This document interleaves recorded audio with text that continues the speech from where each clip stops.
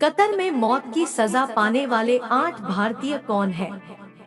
जानिए पूरा मामला। पूर्व भारतीय नौसेना कर्मियों को कतर की खुफिया एजेंसी ने 30 अगस्त 2022 को गिरफ्तार किया था। इस मामले में न तो कतर के अधिकारियों और न ही नई दिल्ली ने भारतीय नागरिकों के खिलाफ आरोपों को अभी तक सार्वजनिक किया है। नई दिल्ली भारतीय नौसेना फॉर्मर इंडियन नेवी पर्सनेल के 8 पूर्व कर्मियों को कटार की अदालत द्वारा मौत की सजा सुनाए जाने पर भारत ने कहा कि वह इस फैसले से बेहद हैरान है। भारत सरकार द्वारा इस मामले में सभी कानूनी विकल्पों पर विचार कर रहा है। ये सभी 8 भारतीय नागरिक अल दाहरा कंपनी के कर्मचारी हैं, जिन्हें पिछले साल जासूसी के कथित मामले में हिरासत में ले लिया गया था। कतर के अधिकारियों की ओर से भारतीयों के खिलाफ लगाए गए आरोपों को सार्वजनिक नहीं किया गया है। अपनी प्रतिक्रिया में विदेश मंत्रालय मिया ने कहा कि वह इस मामले को बहुत महत्व दे रहा है और सभी कानूनी विकल्प तलाश रहा है।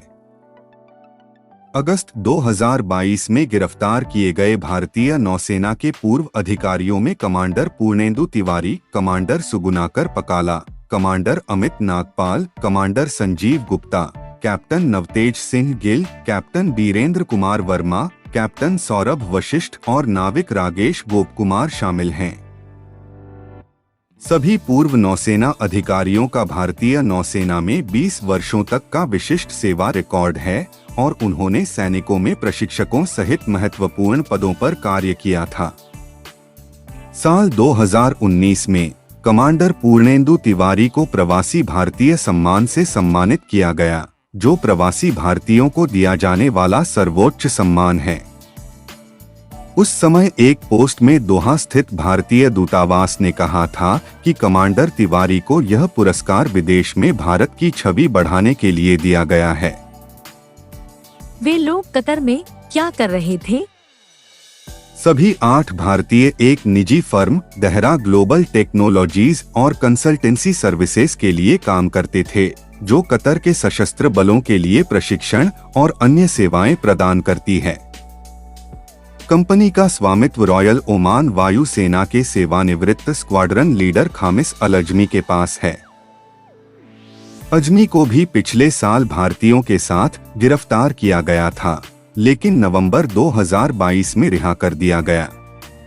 सूत्रों ने कहा कि मौत की सजा पाने वाले कुछ भारतीय बेहद संवेदनशील परियोजना पर काम कर रहे थे, गुप्त विशेषताओं वाली इतालवी प्रौद्योगिकी आधारित छोटी पनडुब्बियां। मई में अल दहरा ग्लोबल ने दोहा में अपना परिचालन बंद कर दिया और वहां काम करने वाले सभी लोग मुख्य रूप से भारतीय घर लौट आए हैं। पूर्व भारतीय नौसेना कर्मियों को कतर की खुफिया एजेंसी ने 30 अगस्त 2022 को गिरफ्तार किया था।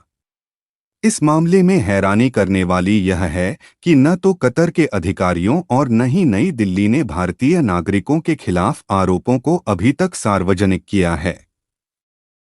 रिपोर्ट्स के मुताबिक 8 लोगों को कथित तौर पर जासूसी के आरोप में गिरफ्तार किया गया था।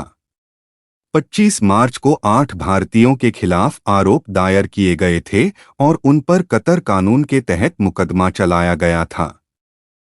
इनकी जमानत याचिकाएं कई बार खारिज की जा चुकी थीं और बृहस्पतिवार को कतर की कोर्ट ने प्रथम दृष्टया में उनके खिलाफ फैसला सुनाया। भारत क्या कर रहा है?